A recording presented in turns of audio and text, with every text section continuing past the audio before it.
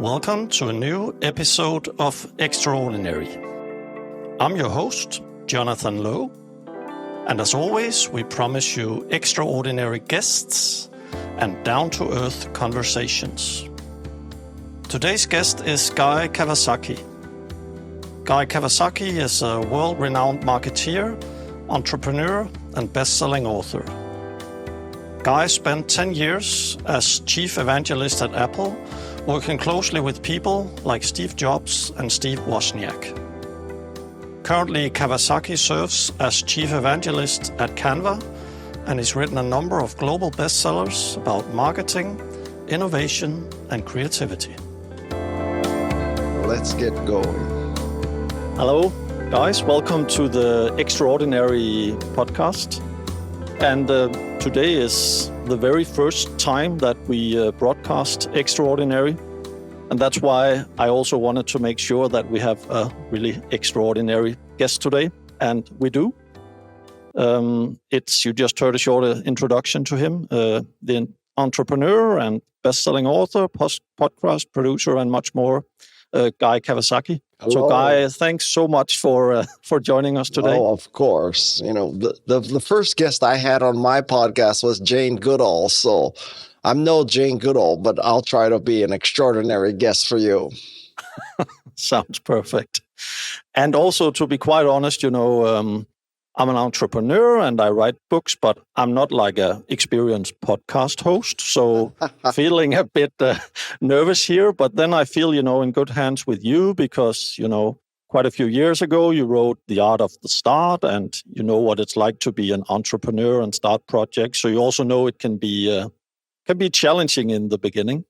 No, not at all. The hard part of podcasting is not podcasting itself, the technology. The hard part of podcasting is get people to listen. Exactly. So good luck. How do you get people to listen? I don't know. I don't have the answer to that question. If I had that answer, I would. I don't know if I would tell you, but I don't have the answers to tell you. But you know a lot about starting up stuff. And I know that a lot of the people who are going to listen to or watch this podcast are people who are passionate about turning ideas into reality. And you've done it yourself. You've spoken to so many people that are good at this. Can you maybe, to begin with, share what have you learned over the years? What characterizes the people that both start up stuff but also succeed with what they do? I think the most common characteristics is that they are lucky and they're on the spectrum. They're either ADHD, OCD, whatever, acronyms we can come up with. They are not what you call, normal people. And because starting a company is an abnormal activity, so you need abnormal people, quite frankly. Well, that's actually perfect. At least here in Scandinavia, where I'm based, more and more people, we can discuss whether that's a good or a bad thing, but more and more people are actually getting a diagnosis here. And it used to be, a bad thing, and people were a bit embarrassed about it. But luckily, it's turning into, we are all different. And I've met a lot of entrepreneurs who has, as you say, ADHD or other diagnosis, but they manage to use it for their own benefit and to really create stuff. Well, so here's the diagnosis. So we're going to do a quick diagnosis together. No. So for those who have not followed all your work, you have a podcast named Remarkable, but you also have a book with the same title. That's not where we have gotten, we have not stolen and just rewritten it as Extraordinary. But of course, I read the book and you talk about some qualities that you have found out are important. I remember especially two of them that are grit and grace. Can you tell a bit more about those two? Why are they important? So the book is called Think Remarkable. The podcast is called Remarkable People. And Remarkable People, the podcast, is now 5 years old, and we have 250 episodes and 5,000 pages of transcripts. And we figured that nobody's going to listen to all that and read all that, so we made it into a book where we took the best lessons of everybody. And the book is divided into into three sections. You mentioned two.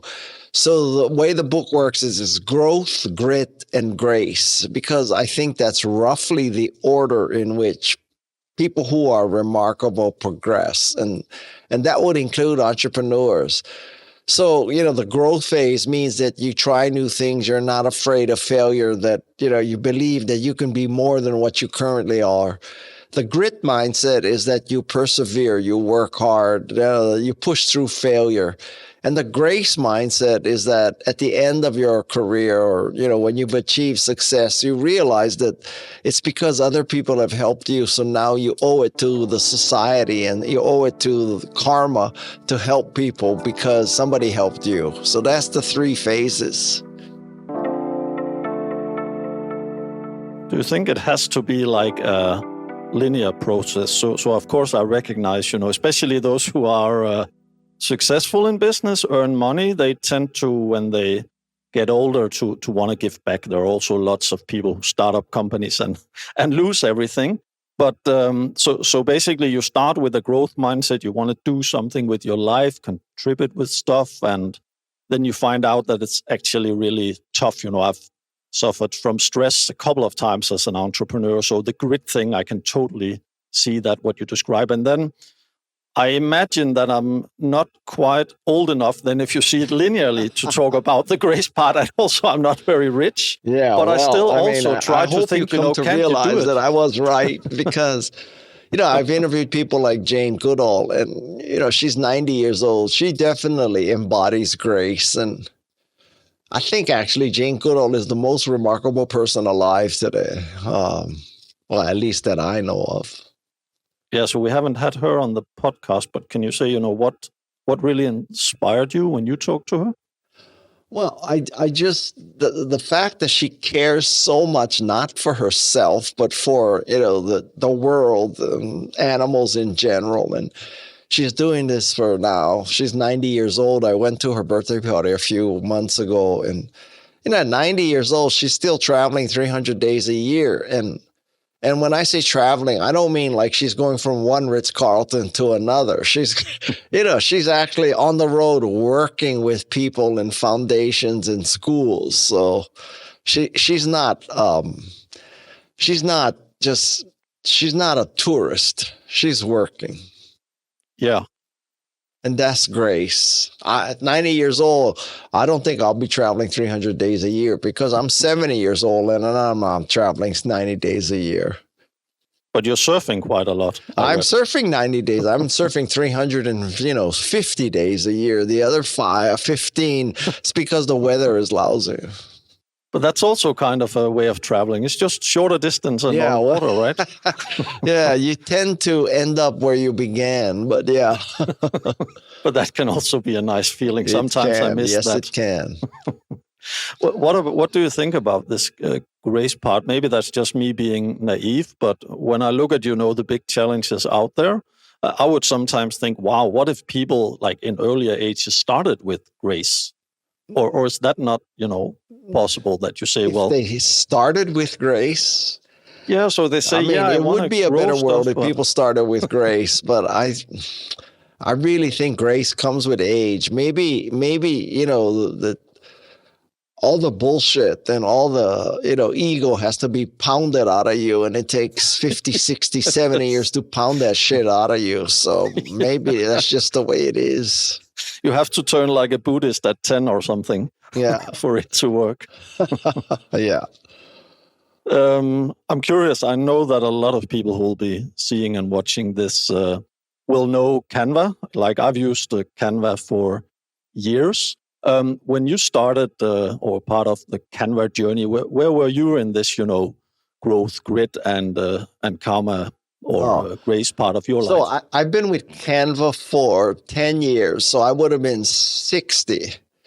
And at 60, I was, I was fat, dumb, and happy. That's for sure. It wasn't like I was working 60 hours a week anymore. And I was happy as a writer and a speaker and, not working for anybody per se. And then they just reached out to me because they saw that I was using Canva. I was not looking for a new job. I was not looking for a new opportunity. They found me, and thank God they found me. And this fascinating. I have never had such a nice title, but I know that both at Apple and at Canva you have been, chief evangelist. Is that correct? Yes. What does a chief evangelist actually do? I wonder sometimes myself. Don't get me wrong. A chief evangelist. Well, evangelist comes from the word in Greek that means bringing the good news. So I bring the good news. I bring the news of Canva, that Canva has democratized design and enables people to become better communicators, because everybody can create beautiful designs with Canva. Literally everybody. I mean, you'd have to really, really, really be incompetent to not create something cool with Canva. Yeah. And then, going earlier into my career, I was the evangelist for Apple, and I was evangelizing a computer that would make people more creative and productive. That was also good news.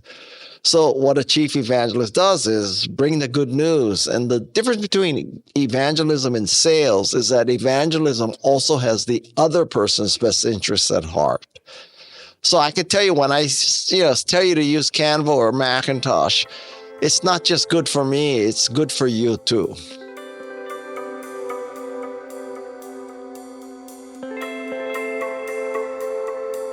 So it's very much also about the art of storytelling, but something that you actually feel comfortable telling stories about. So it's not just, sales. Not that sales is a bad thing. I can tell stories all day long. I mean, I wrote a book called Wise Guy, which is basically every good story I had at the point. Was it like an autobiography?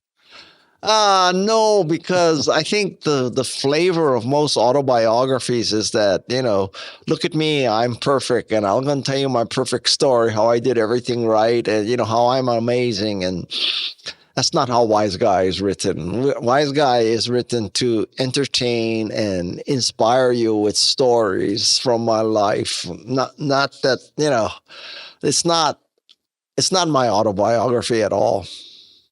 No. No. It would be a bold title, though. I've written an anthology called The Guru Book, but when I meet people and they don't know about the book, it could sound like a very bold title for an autobiography. It's actually just about, and The Guru Book, but it's just a book where I try to learn from other more intelligent people than myself. I'm revising Wise Guy right now, and I might name the next version Wiser Guy. That's nice. I was just looking at my notes because I want to get this quote accurate, because it's a really nice quote. It's from Pablo Picasso, the artist. And he said, learn the rules like a pro so you can break them like an artist. Do you consider yourself more the artist or the pro? Because you've been successful, but you've been successful at things where you've not just, followed the status quo, and you work with companies that are, breaking the rules. I can't tell you that I view myself as this great revolutionary and innovator who has broken all the rules and changed everything. I mean, I would apply that to Steve Jobs. I would apply that to Elon Musk, but not Guy Kawasaki. Guy Kawasaki is just a very good marketer. So I don't think I broke the rules. I think that I just, no, I didn't exactly just go through life obeying rules either, but I never set out to break the rules intentionally. And I think that as a marketer, people don't wake up in the morning saying, oh, I want to buy a product from a company that's breaking the rules. I mean, that doesn't enter into the decision. So you wake up in the morning, you say, I want to buy a computer that makes me more creative and productive, or I want to use a graphic design service where I can create my own presentations and my own social media. Now, it happens that Apple and Canva both broke many rules, but people don't use Apple and Canva products because they want to break rules. They use Apple and Canva because they want to be more productive and more creative and more, communicative. It's not because they want to break rules. It's actually super interesting because we will later on in the podcast episodes, we'll have one with Simon Sinek. Yeah. You might be familiar with his Start With Why. And, the way he broke into the big world stage was this TED Talk where he talks about Apple. But he talks so much about, also from a marketing perspective, that, it was Apple's story about the why that sold the products. But as I hear you, it was more the products than the story. Well, that's an interesting question because it depends how you look at it. Because if you wanted to get into the minds of Steve and Steve at the very beginning, I kind of doubt that they had such a lofty goal as let's break the rules and let's, revolutionize information processing. I think Woz basically made the computer that he wanted to use, a small, cheap, personal, easy to use.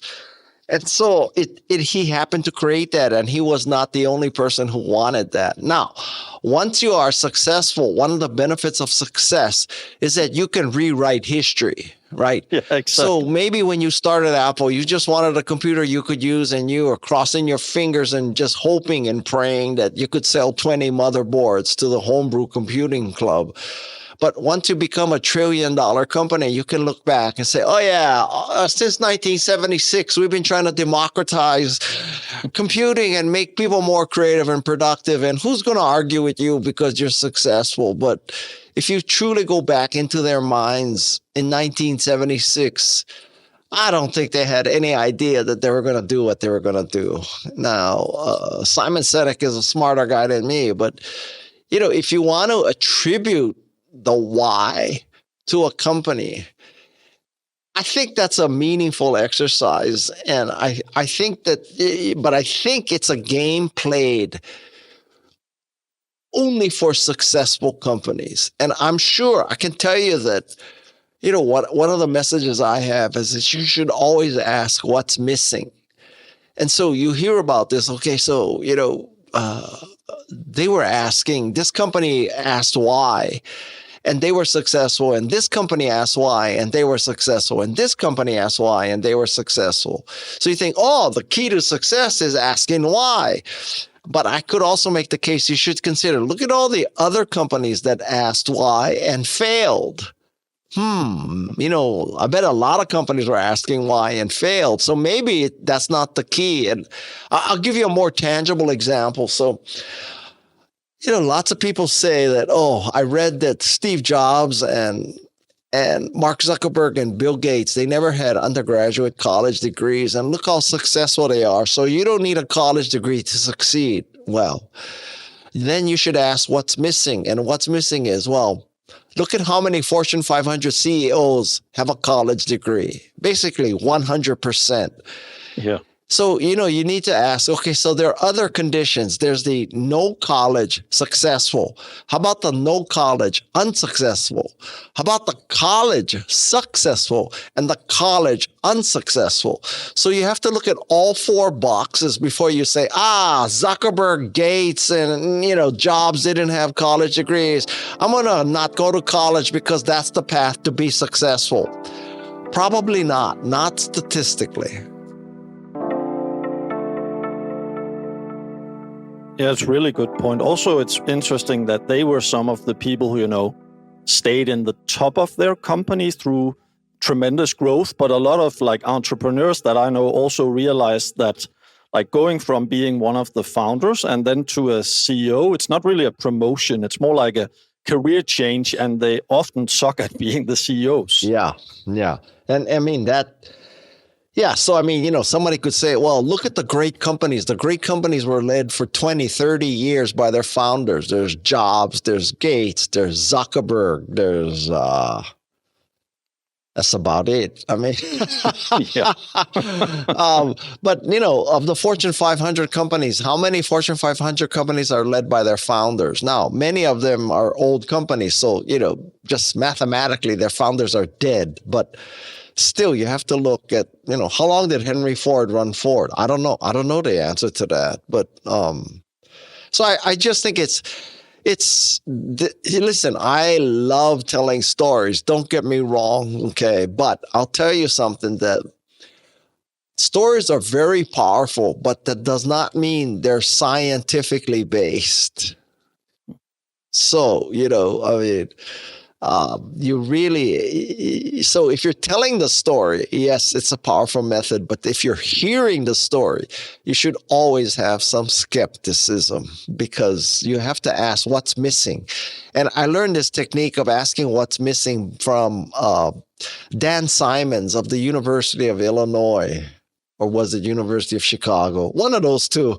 And I don't know if you're familiar. Have you ever seen the video where it's called? It's the video where there are two groups of students. Some are wearing black T-shirts and some are wearing white T-shirts, and the subjects are told, count how many times the black T-shirt kids tossed the beach ball, and so you're counting the tosses. And then in the middle of that, somebody walks in with a gorilla suit and goes, ooh, ooh, ooh, ooh, and then walks out. And only 50% of the people notice the gorilla. He's the guy who did that. Wow, nice. We'll link to it in the podcast for sure. Yeah, that's a great example. He would be good for your podcast. Yeah. He was on my podcast. Yeah. Oh, nice. Not to dwell in there, because I know you're probably tired of talking about, all the Apple days and Steve Jobs. So I'm not going to go into that. I just noticed one thing when I did my little research for this podcast, which I think was interesting, because at least my own, both startup experience and career experience, it's that I had to learn to become better at saying no, and it required a lot of courage. And the better I got at it, the better I also got at making the right decisions. But you, at quite an early age in your life, said no to a job from Steve Jobs, right? Yes. It would have been my third chance to work at Apple. Was that before was that when Jobs was sitting still in the basement with the other nerds, or was Apple actually forming as a company? No, I left Apple after I was software evangelist in 87. I left Apple after I was chief evangelist in 97. And then I think around 2000 or so, I saw him at a conference and he asked me to come back to run Apple University. Apple University is the part of Apple that trains all the employees. So I can tell you that if I had stayed at Apple the first time or the second time or taken the third job, I would be very rich. Can you say what made you say no? I would be an asshole too. So. Yeah. I don't know. Sometimes they tend to go hand in hand, but not always, of course, Most of the time. There are nice people out there. They just don't build Tesla, but enough about that. Yeah. Well, Tesla, Elon Musk, if you want to go down that rat hole. So if 3 or 4 years ago, just to have a little gossip, 3 or 4 years ago, if you asked me, who's the closest thing to Steve Jobs, I would have said Elon Musk. And he arguably he is more innovative than Steve, because Steve just did devices, right? But Elon Musk does cars and space travel and satellite internet access and tunnels and chips and, you name it, right? But if you use the scorecard of growth, grit, and grace, he has zero grace. He has negative grace. He has anti-grace. So, I don't know. If he called me up and said, Guy, can I be on your podcast? I honestly don't know what I would say. I might turn him down.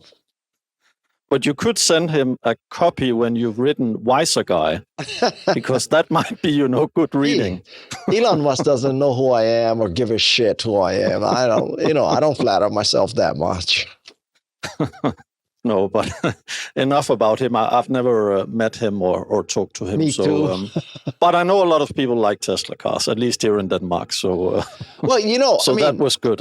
I'm conflicted there, because Tesla sells, millions of cars, and you cannot fool millions of people. If your car is really shitty, it ain't going to sell millions. So the car must be good. But I got to tell you, man, I just cannot wrap my mind around buying a car who's from the founder, who apparently is supports kind of Nazism and white nationalism and like a lot of things I consider evil. I will walk before I buy a Tesla.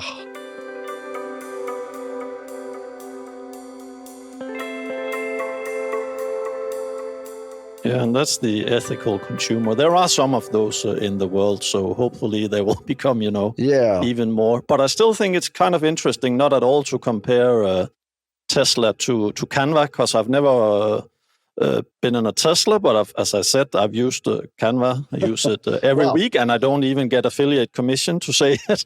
But I think when you spoke about marketing, that a big part of the marketing and the whole why and so on, for me, it's also just that a really good product is a lot of marketing in itself. And I've learned in my startups that, we can be excellent at storytelling, but if the product is mediocre, you'll just onboard the customers with marketing and then you'll just leave them again, right? So marketing doesn't really solve the product. No, you mean...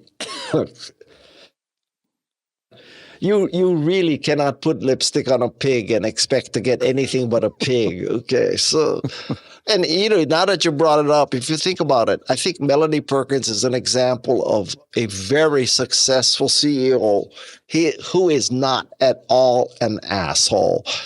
When you think of all the successful CEOs, you think, oh my God, you got to be an asshole to be successful. But I'm telling you, Melanie Perkins disproves that theory. Just so people know who Melanie is. Oh, Melanie Perkins is the co-founder of Canva, current CEO. Nice. So she was actually one of the founders who's built now. How many people are you at Canva? I don't know that answer. A lot. I know we have 175 million monthly active users. I don't know how many employees. I really don't. I think about 5,000, I think. Yeah, and that's don't quote me. It's quite interesting that she has been, there from the beginning, and she's still grown into this CEO role, which is for me super impressive because I maybe it's just me, I kind of see those two as potential opposites. You're really good at starting stuff, but I don't know, many entrepreneurs I know are really not very interested in leadership, and they tend to be kind of selfish and want to just, they have this growth mindset and grit to survive it. But as you say, grace comes later on, and a big part of being a leader is also having, at least you would hope, some sort of grace or at least some sort of empathy towards employees. Yes. Well, I mean, let's just look at tech companies. How many tech companies are currently run by their founders, right? So, Apple's not Steve because Steve died, and Google, they have stepped aside, and Bill Gates is now, doing his foundation and other stuff. I don't know. I think part of it is that after you work at a company 10, 20, 30 years, you just, no matter how successful it's been, you need a break. You need to do something different. After I'm podcasting 20 years, I'm going to retire, but I probably will be dead before that happens. So, I think I read or saw a really interesting sort of like not even a quote, but a short passage with you where you talk about, which I found really interesting. Now we talk a lot about, passion driving, probably entrepreneurs. That's why they're crazy enough to stay around. And then there's interest. Interest could be you starting to play hockey in your 40s or surfing in your 60s. And you sort of say they are not like the same passion and interest, where I think many people would argue, well, for me, it's the same. Let me explain my perspective there. I think that if you set out to find your passion, that's too high a bar that, you think you're going to find your passion, you're going to instantly fall in love, you're going to dedicate your life to it, and then you're instantly good at it, right? So I think people should just be open-minded and pursue interests. So something might be interesting to you. And, so the first time you go surfing, it might be interesting, or ice hockey, or playing the violin, or starting a company, or making databases, or making graphics. It might be interesting. And then you keep at it and, it turns into a passion. But to say that you want to find instant, permanent, all-engrossing love, passion, I think that you're setting yourself up for failure. So give yourself a break and, collect a lot of data before you decide what is it for you. I think it's actually a super important point, especially for like the younger generations. Yeah. I can only speak about here in Scandinavia, but everybody are told when it comes to their work life, go and, follow your dream, chase your passion. And I've heard a lot say, well, I have no clue what that is. And then if they start a company, we spoke about before with this thing with starting with your why and Simon Sinek, then the VCs will ask you, as one of the first questions, so what is your vision behind this company?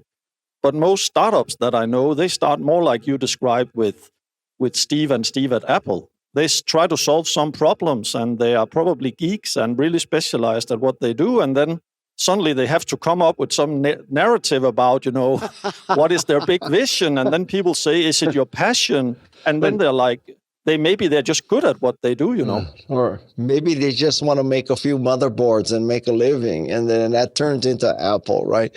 But you also have to understand that venture capitalists don't exactly have a monopoly on clear thinking and wisdom. Okay, so just well, if you have, if you really are bold as an entrepreneur and a VC asks you, what is your vision? What is your passion for this company? You say to them, what is your vision and passion for your venture capital firm? And I guarantee you, they don't know how to answer. What they really want to say is, well, I don't want to really work too hard. I want to play golf most of the time. I want to get 1.5% of $1 billion guaranteed, whether I screw this up or do well. And when I do well, I want to get 20%.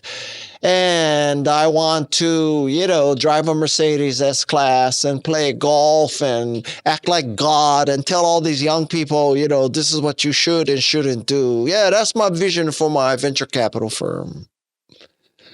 And maybe the ultimate goal to have Leonardo DiCaprio, play you in a famous movie or something. Yeah. Or I want to give a building to Stanford in my name so my children can get in. Yeah, have your own academy, right? That must be, or named after you at least, not do so much work on it.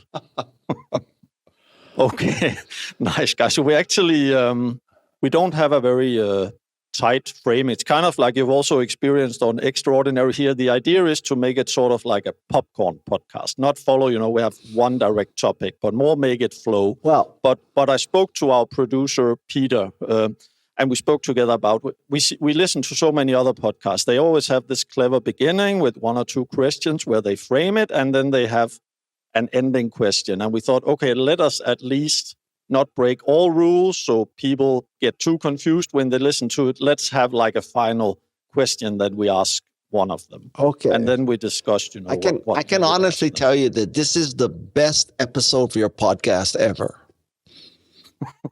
Great. Because it's the first. Yes. So maybe we should just... It's also the worst episode of your podcast.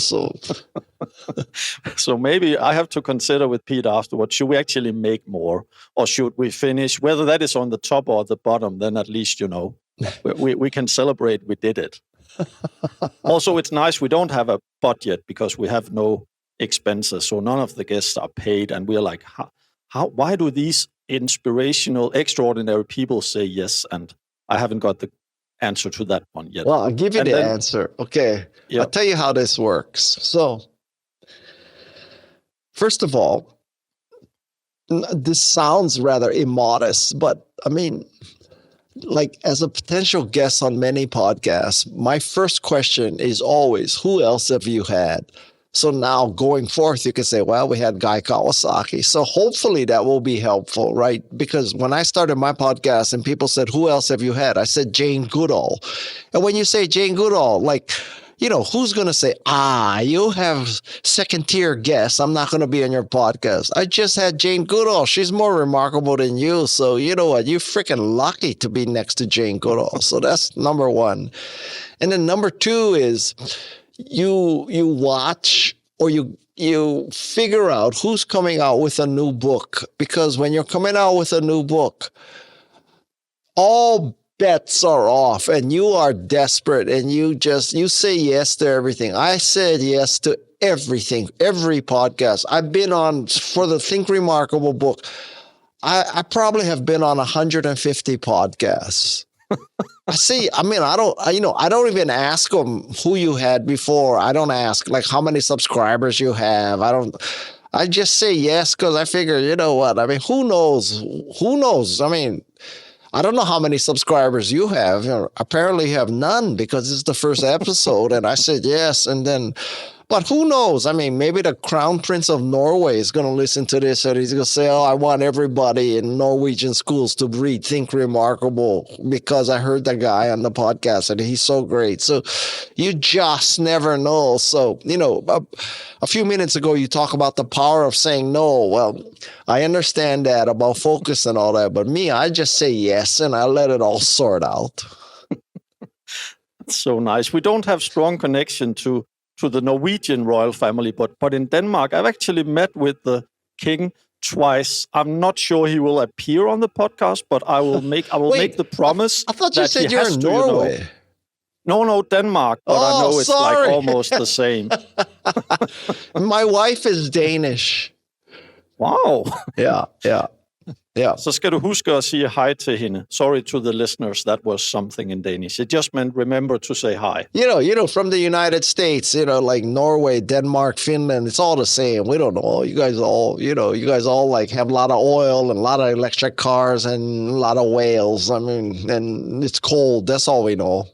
Happiest people in the world with the most depressions, but that's a long discussion. You have the best beer in the world. That's true. I don't want to mention it because then I have to come to Carlsberg and get a sponsorship. But we don't have sponsors either on the show, so it's actually a non-profit. It's hard to believe. But yeah, I wanted to finish with this one question, and you have 1 minute to answer it, but maybe you have no answer, and that's also totally fine. And it's not really a question. It was more like, let us assume, of course, that this podcast goes from 0 listeners to everybody in the world listening to it. Okay, I'm with you so far. Yes, everybody is listening right now. You have up to 1 minute. What do you want to tell them? It doesn't have to be words of wisdom, just what pops to your mind. They're listening. All of them are listening now, guys. Okay, what pops into my mind is this, that if you want to be remarkable, don't set out to be remarkable. You set out to make a difference. You make the world a better place. It could be for one schoolroom, one team, one company. It could be one life. It could be your own life. And if you make a difference and you make the world a better place over time, people will consider that you are remarkable. So it's not because you decided to be remarkable that you're remarkable. It's because you decided to make the world a better place that you become known as being remarkable. And I guarantee you that Jane Goodall and Steve Jobs, they never ever sat down and said, well, how do I reposition myself as being remarkable?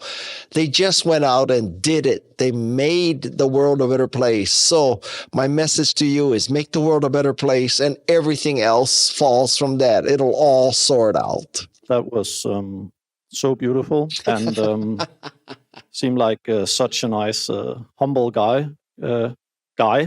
But at the same time, I'm totally going to follow your advice and name drop you to everyone. So we will also be having extraordinary guests in the future. You may come across people who think I'm an idiot or a kook or a loser, and then they're going to say, "Oh, you had Guy. Clearly, I don't belong on your podcast." Like I wouldn't tell Elon Musk that I've been on your podcast, for example, although he may not know me, so it doesn't matter.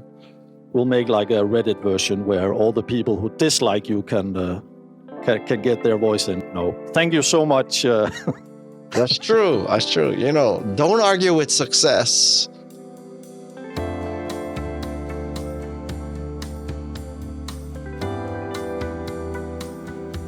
Thanks for listening to this episode of Extraordinary.